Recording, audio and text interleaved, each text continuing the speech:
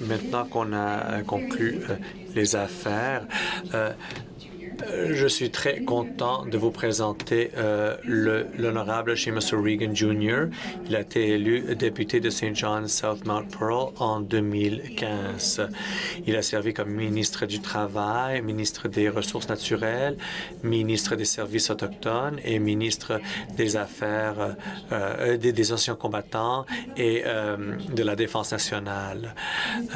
Son parcours dans la fonction publique sont impressionnants. Il a travaillé pour le gouvernement de Terre-Neuve et comme conseiller au premier ministre de Terre-Neuve. Il était très connu parce qu'il a été l'animateur pendant 10 ans de Canada AM et il a été reconnu comme un des Canadiens à surveiller. Il a été nommé 2 fois pour un prix Gemini et a été un ambassadeur pour des questions comme la santé mentale. Originalement de Saint-Jean-Terre-Neuve, il a été élevé à Goose Bay et il a étudié à l'Université Saint-Francis-Xavier et aussi à Paris. Il a reçu sa maîtrise de l'Université de Cambridge. Alors, commençons. À vous, Monsieur le ministre.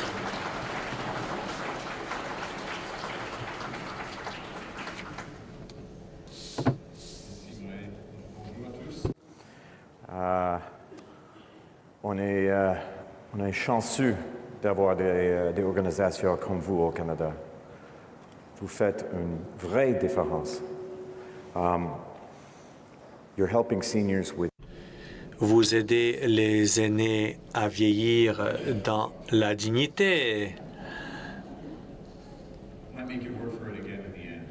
Oui, je vais peut-être retourner au français à la fin, mais bon. La dignité, c'est un mot très important. C'est quelque chose qui me motive comme ministre des aînés et c'est ce que je veux pour chaque aîné au pays. C'est ça mon travail, de chercher la dignité, de promouvoir la dignité. C'est pas seulement une question de longévité, c'est une question de qualité de vie et de choix.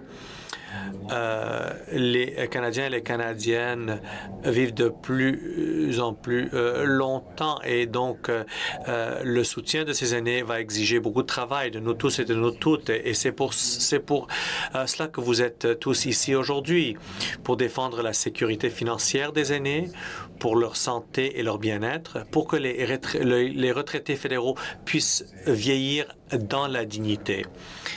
Et en tant qu'ancien fonctionnaire, je suis sûr que vous savez que des fois, le gouvernement a parfois besoin d'un coup de main pour bien agir, pour l'aider à faire les choses correctement.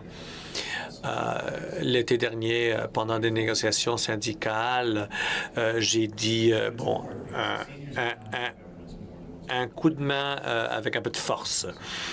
Les aînés comptent sur les gouvernements plus que d'autres groupes.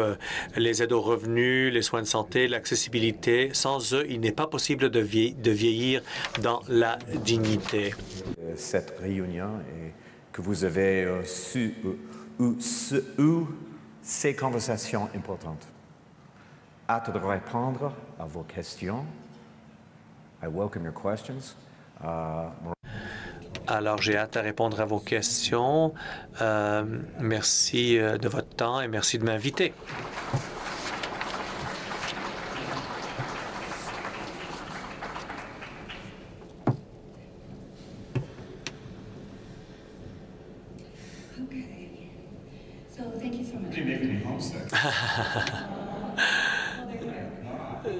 Je vois des paysages de chez moi et ça me manque. Voilà. C'est la couleur de la maison en haut à gauche. C'est la couleur de ma maison. C'est très beau. Merci beaucoup. C'est très gentil à ceux qui ont pensé à mettre cette image-là. Bon, alors nous allons passer tout de suite à notre discussion. Votre portefeuille, les priorités en matière de défense d'intérêts de l'association. Selon le recensement récent, la majorité des aînés au Canada veulent vieillir chez eux à la maison. Le panel d'experts est en train d'examiner la possibilité d'une indemnité pour permettre aux gens de vieillir chez eux. Cette indemnité vient de la base. Je ne sais pas si on vous a expliqué les questions de juridiction qu'il faut absolument naviguer dans cette confédération dans laquelle nous vivons. Et pour les aînés, on parle souvent des services offerts presque entièrement par les provinces et les territoires. Alors, on essaye de trouver un chemin comme acteur, c'est-à-dire le gouvernement fédéral, un gouvernement qui comprend que nous devons s'assurer qu'on prend soin de tout le monde. Donc, il faut trouver des façons pour s'ingérer, pour participer à ce chantier. Et nous, ce qu'on fait, c'est de travailler directement avec les organisations locales. Il y en a une dans ma circonscription sur la rue Patrick, la même rue où mes parents ont grandi. Et vous savez, ils font des choses très simples, s'assurer qu'on enlève la neige de la cour des aînés. Donc, quelques dizaines de milliers de dollars peut aller très loin pour beaucoup de ces organisations-là. Donc, ça fonctionne bien. Nous pouvons trouver qu'on peut faire ça, qu'on peut aider les gens à rester dans leur quartier, dans leur communauté à grande échelle. On peut travailler avec des organismes. Il y a une dame, Mrs. Lee, que j'ai rencontrée à Scarborough, dont la langue n'est pas l'anglais. Elle vient de la Chine. Elle parle de sa langue avec sa famille, mais anglais avec ses amis, ses voisins. Nous pouvons la garder dans sa communauté où elle peut profiter de ce qu'elle connaît, tant mieux. Et elle peut avoir une meilleure vie, une vie digne. Alors, nous essayons de trouver ces occasions.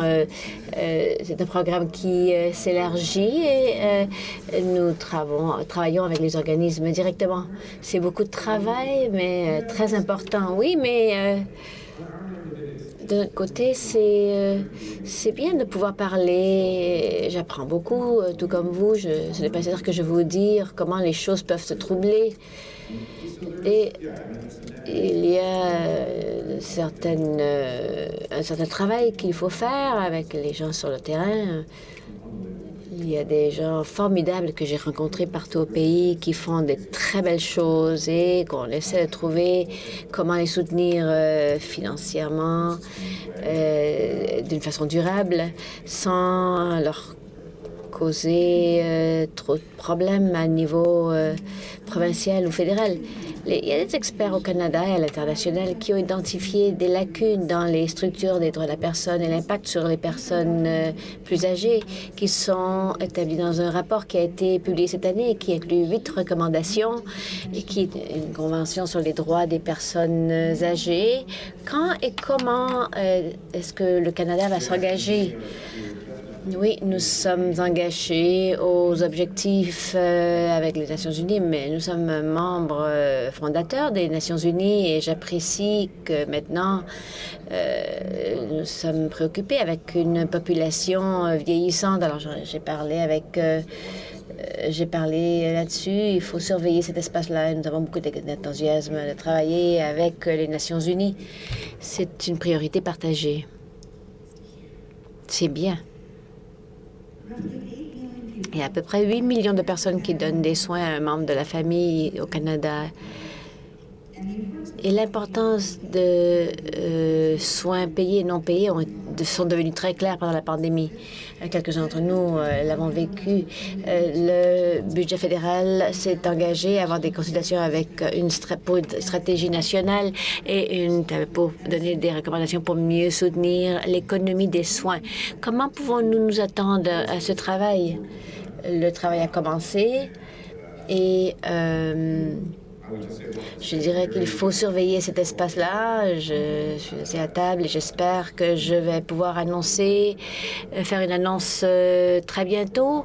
J'espérais le faire avant que la Chambre cesse aujourd'hui. Et en fait, merci de m'avoir fait manquer la période des questions. Je ne peux pas vous remercier assez. C'est la dernière période de questions de la séance et c'est grâce à vous que j'ai pu la manquer. Vous êtes certainement une organisation très puissante.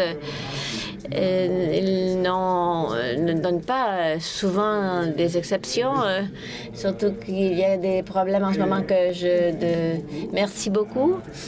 J'apprécie d'être ici.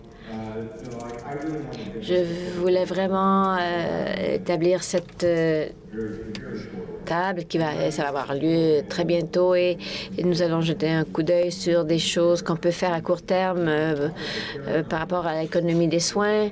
Et nous parlons de soins pour les personnes âgées, pour les personnes handicapées, les soins des enfants. Et il y a une raison pour laquelle il faut voir tout ça de façon générale et plusieurs des personnes qui travaillent dans le soin de l'enfance, en même temps, ils ont souvent 2 ou 3 emplois. Et nous reposons sur ces femmes très souvent racisées, qui sont très souvent des nouvelles venues au Canada. Et nous avons appris cela pendant les premiers mois de la COVID. C'était l'état des soins des personnes âgées dans ce pays et ce n'était pas très impressionnant dans les soins à longue durée. Et nous dépendions aussi sur des travailleurs qui n'étaient pas assez payés et qui étaient débordés. Alors, nous parlons de 20% de notre économie. C'est énorme. Et comme nous le savons tous dans cette salle, ça ne va faire que augmenter. Nous avons l'enfance élargie et je suis heureux de dire que nous avons signé des accords avec chaque province et territoire pour les soins des enfants à $10. Et nous sommes heureux de voir plus de femmes dans le travail qu'on ne l'a vu jamais dans l'histoire du Canada. Cela vous donne une idée du nombre de femmes qui voulaient retourner au travail, mais qui devaient s'occuper de leurs enfants. Et nous en profitons tous. J'ai parlé de la diversité au travail depuis très longtemps. C'est important que tout le monde se sente inclus, mais si il y a des barrières, alors vous n'obtenez pas les meilleurs. L'économie en souffre, les entreprises en souffrent. La productivité et la prospérité du pays en souffrent parce que les meilleures personnes sont peut-être ne sont peut-être pas en mesure d'aller travailler, que ce soit avec des barrières financières ou etc. Alors, l'économie des soins est extrêmement importante. Nous cherchons des moyens de soutenir les personnes qui travaillent dans les soins de la santé. Et nous sommes encore en train de travailler avec chaque province et territoire et plusieurs de ces enjeux vont être résolus. Je viens de Terre-Neuve et souvent, je plaisante, je dis qu'on ne peut pas se permettre d'avoir des idéologies, même nos partis politiques. Si vous jetez un coup d'œil à la politique, ils sont très semblables.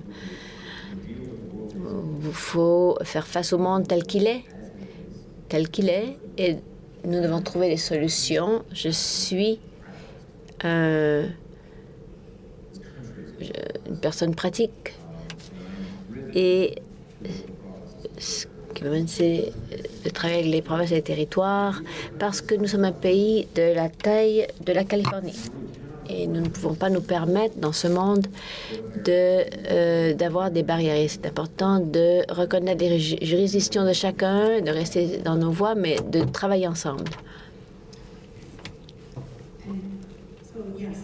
Alors, tout ça, c'est très vrai, mais comme il y a beaucoup de personnes soignantes qui ne sont pas payées. Comment nous assurer qu'elles sont incluses dans ce travail? Il y a probablement quelques soignants qui ne sont pas payés dans cette salle-ci. Levez vos mains si vous soignez quelqu'un sans être payé. Pour moi, c'est ma mère. Elle habite à St. John's. Et c'est moi qui reçois les appels. Je suis chanceux que nous avons des amis, des cousins qui sont en mesure de m'aider, mais c'est un fardeau que j'ai constamment. Et je suis sûre que pour ceux qui ont levé leurs mains ou ceux qui ont vécu cela, vous avez cette même sensation. Ce n'est que lorsque mon père est décédé par la COVID que j'ai réalisé le stress que ma mère vivait. Elle vient d'avoir 80 ans. Elle est formidable. Elle a 10 ans de plus qu'il y a 5 ans parce qu'elle vivait tellement de stress. Nous devons trouver des moyens de soutenir les soignants qui ne sont pas payés. Ça va être un enjeu très important. Il y a beaucoup de conjoints et conjointes qui veulent s'assurer que leur conjoint reste à la maison et qui ont beaucoup de difficultés d'entreprendre tout ce travail. Lorsque mon père est tombé malade et c'était beaucoup trop de travail pour ma mère, elle disait que je suis un député, un membre de cabinet du gouvernement du Canada, j'ai des ressources. Mon frère et ma sœur, nous sommes tous les deux, nous allons bien. Nous étions complètement perdus. Et nous ne pouvions pas croire que nous devions surmonter tellement d'obstacles. Et notre mère, les besoins qu'elle avait, ça a pris beaucoup trop. Alors, nous devons vraiment travailler ensemble pour trouver une solution. Pour plusieurs soignants qui ne sont pas payés, il faut trouver une certaine clarté pour avoir des ressources et pour qu'ils soient reconnus. Il y a beaucoup trop de gens qui soignent et qui prennent beaucoup trop de responsabilités. Et il y en a plusieurs qui ne veulent pas chercher l'aide dont ils ont besoin. Alors, est-ce que vous avez un sens de quand ce gouvernement fédéral va avoir une stratégie nationale? Nous avons une table et nous sommes en train de chercher une stratégie à long terme. Et elles sont en cours toutes les deux en ce moment. Et je veux que tout le monde dans la salle comprenne que lorsque nous parlons de l'économie des soins, il faut comprendre qu'ils sont tous très en ligne les uns avec les autres. Les soins des enfants, les soins des foyers, des ménages et le soin de des personnes handicapées. Il faut voir tout ça ensemble. Il y a beaucoup de ressources qui manquent. Il y a les travailleurs de soutien et nous devons nous assurer que nous en avons assez, qui sont bien formés, qui sont bien payés et que nous pouvons les retenir dans l'économie des soins. Oui, la retention, c'est toujours un problème et pas seulement dans ce domaine-là. Et maintenant, nous allons parler de l'engagement du gouvernement fédéral d'avoir une loi pour les soins à long terme sécuritaires. Et cette association a participé grâce à la rétroaction des bénévoles. Et ça fait déjà presque 3 ans que cet engagement a été fait avec plusieurs annonces qui ont réaffirmé cette promesse. Alors, quand croyez-vous que les Canadiens peuvent voir une loi sur les soins de la santé ou le soin à long terme à longue durée? Nous sommes en train d'élaborer une ébauche en ce moment. Et l'idée, c'est qu'il faut bâtir sur ce que nous avons observé et appris pendant la COVID. Il y a deux choses. Premièrement, comme je l'ai dit plus tôt, nous avons une perspective beaucoup plus claire sur l'état des soins à longue durée au Canada, mais aussi nous pouvons voir combien de cas il y a en Colombie-Britannique, en Alberta, Saskatchewan, Ontario, jusqu'à Terre-Neuve, Labrador. Et les gens se sont vraiment intéressés et ça a déclenché plusieurs questions. Pourquoi est-ce que Terre-Neuve et Labrador font les choses d'une certaine façon et les autres font d'une autre façon? Pas seulement parce que nous sommes une île, mais il y a beaucoup de choses qui ont lieu là-bas aussi. Alors ces questions vont être posées et c'est ça que nous voulons. Les provinces sont extrêmement ambitieuses et territoriales sur leur juridiction par rapport aux soins de la santé, mais il faut vraiment partager nos informations. Il faut que nous soyons en mesure de voir comment la qualité des soins à longue durée va dans chaque province. Il faut pouvoir le mesurer et c'est ça que nous devons faire dans un pays de la taille de la Californie. Et il faut vraiment surmonter tout ça. Une anecdote très rapidement. J'ai dû aller à l'hôpital à Toronto. Tout allait bien, mais ils m'ont fait télécharger une appli. Et je vois certaines personnes qui hochent la tête. Maintenant, pour le réseau, il y a mes prises de sang, mes rendez-vous, mes médicaments, c'est tout dans mes scans. Tous mes résultats sont là. J'ai dû avoir un rendez-vous de suivi à Ottawa et le médecin que j'ai vu avait un de ces... c'était un ordi très ancien. Il m'a dit, est-ce que je peux prendre votre téléphone et chercher les informations dont j'ai besoin? Et c'est là où il a trouvé ces informations. Et lorsque je suis retournée à Terre-Neuve, je lui ai remis mon dossier. Alors, mes soins de la santé sont à moi. Ils m'appartiennent, sont dans ma poche, dans mon téléphone, et je peux le partager avec qui je veux. Ce n'est pas nécessaire d'attendre que ce gouvernement parle avec ce médecin, avec cette province, avec ce gouvernement. Ça m'appartient. Et c'est exactement là où il devrait être. C'est dans ma poche. Alors, c'est en train de changer très rapidement et il faut vraiment être à jour.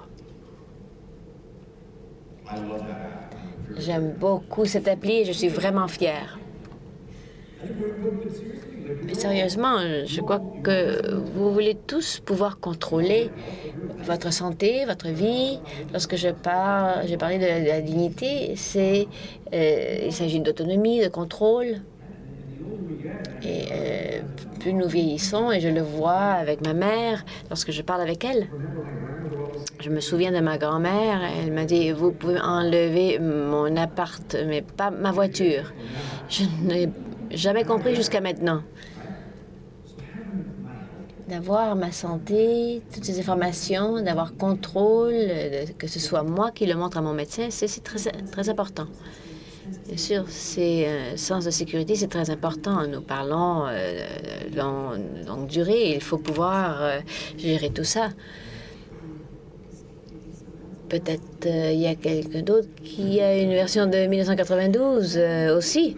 On va parler maintenant de l'agisme. Alors, le ministre, la Femme des ministres a parlé sur cela, notamment le rapport des consultations de 2023 sur l'impact économique de l'agisme au Canada.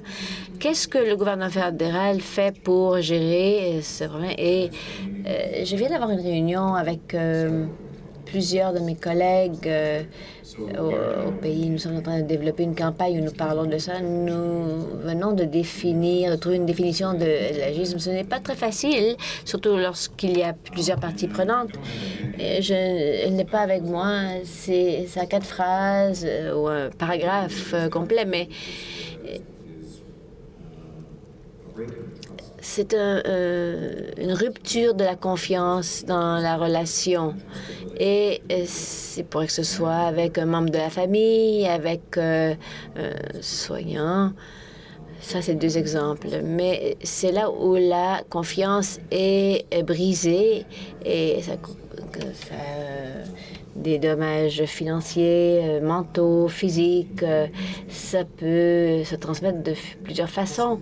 Mais je crois que c'est une rupture de confiance. Ça a plusieurs facettes. Et ça va prendre beaucoup de travail pour y faire face. Je n'ai pas une réponse facile. Et ce n'est pas assez de venir ici et de dire que nous avons trouvé une définition, mais on ne peut pas s'attaquer à quelque chose si on n'a pas une bonne définition. Et il faut vraiment trouver le noyau. Ça nous permet de confronter et de trouver des façons de prévenir l'égisme dans toutes ses formes, parfois au sein de la famille, mais c'est réel. Le budget de 2024 s'est engagé quel va être et à qui ça va cibler et quand croyez-vous que les bénéficiaires vont pouvoir voir ces augmentations? Je crois qu'en ce moment, c'est 2 500 $ et je crois que l'idée, c'est que ça ciblerait ceux qui n'ont pas reçu leur pension et ensuite ça irait aux conjoints survivants. Alors, ça serait pour les personnes les plus vulnérables. Nous sommes très conscients de l'heure, mais avant de terminer, quelle est votre réponse à ceux qui croient que le portefeuille des personnes des aînés ne reçoit pas l'attention qu'elle mérite parce qu'elle est conjointe avec un autre portefeuille très important?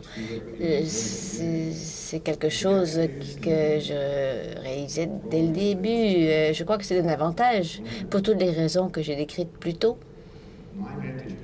Ma perspective à la table du cabinet me permet de voir où le travail et les aînés se chevauchent. Et un des grands enjeux que nous avons en ce moment, c'est le manque de personnes dans l'économie des soins. Alors, j'ai été en mesure de mettre les deux, de faire mes deux rôles, qu'il s'agit de l'économie des soins. J'ai parlé dans un club à Toronto la semaine passée, et ça me permet de faire cela dans une façon sophistiquée, je crois, qui est nécessaire. Alors, je vois comment nous attrayons les gens dans l'économie des soins avec de personnes et de les retenir. Lorsque, en fin de compte, comme pour un politicien comme moi, nous serons jugés par le biais de nos résultats. Je vais être jugée là-dessus, mais je peux vous dire que je travaille très fort et je suis très passionnée sur ce sujet. Vous avez beaucoup de passion pour bien des choses. Est-ce qu'il y a quelque chose que vous aimeriez partager avec nous, une priorité qui vous tient à cœur parmi ceux que vous avez déjà mentionnés, ou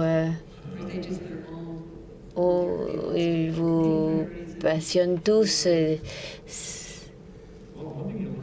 Une chose que vous apprenez lorsque j'ai été un député depuis déjà 9 ans, membre du cabinet depuis 7 ans, avec 5 portefeuilles différents.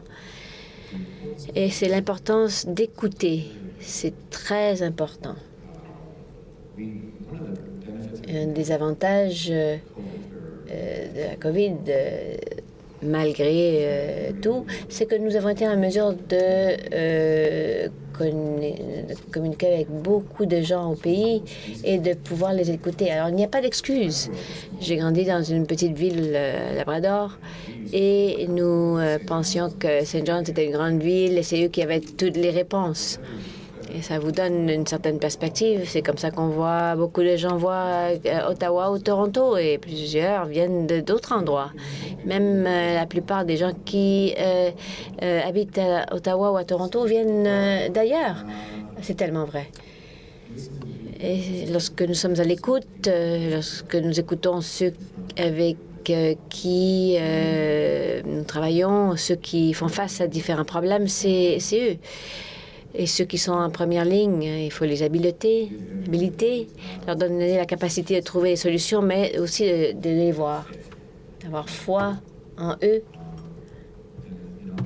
Et je dirais que en ce qui a trait à la COVID, je répète ça tout le temps, mais personne n'a surmonté la COVID. Nous sommes un pays incroyable. Nous croyons que nous pouvons être calmes, de continuer, de soigner, mais nous devons reconnaître que nous n'avons pas surmonté la COVID. Certainement, je n'ai pas surmonté la COVID parce qu'il y a cette angoisse constante dans notre pays et dans plusieurs pays qui ont surmonté la pandémie.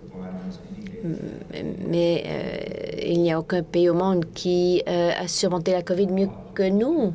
Mais nous sommes encore grincheux. Nous disons quelque chose. Nous disons que nos nerfs sont. Ça n'a pas aidé d'avoir à faire face à l'inflation et les prix sont encore élevés, les salaires ont augmenté, mais on sent encore la crise, les taux d'intérêt. Nous sommes le premier pays qui a vu les taux d'intérêt baisser chaque fois que nous faisons le plein, faisons l'épicerie. Et lorsque 100 $ ne nous permet pas d'acheter grand-chose. Mais je crois que nous devons reconnaître le fait que nous n'avons pas encore surmonté ce que nous avons surmonté avant d'apprécier ce que nous avons. Et c'est important de reconnaître ce que nous avons fait, ce que nous avons accompli. Nous avons perdu des vies, nous sommes encore en deuil, mais c'est une pandémie mondiale. Et nous avons tous travaillé très fort, nous avons fait... on nous a dit d'avoir peur les uns des autres et... nous avons réussi à surmonter tout ça. Et lorsqu'on nous dit on ne va jamais pouvoir surmonter la guerre en Ukraine, la crise climatique, la crise en Moyen-Orient, nous avons réussi. Et nous devons digérer tout ça pendant un instant avant d'entreprendre les prochaines crises. Alors, merci de votre invitation. Merci pour tout ce que vous faites. Merci à vous. Nous sommes très reconnaissants que vous ayez pris le temps de venir dans votre programme tellement occupé, d'avoir parlé avec nous. Vous m'avez fait manquer la question et période. Ça va bien. Nous apprécions votre présence ici aujourd'hui et nous sommes vraiment reconnaissants. Et merci d'avoir entrepris le portefeuille des années. Nous savons qu'il y a beaucoup de travail à faire, mais nous pouvons tous travailler entre gouvernement et société civile et nous espérons que vous aurez un été reposant, que vous retournerez chez vous parce que c'est bien mérité. Alors, merci beaucoup d'être venu. Merci à vous.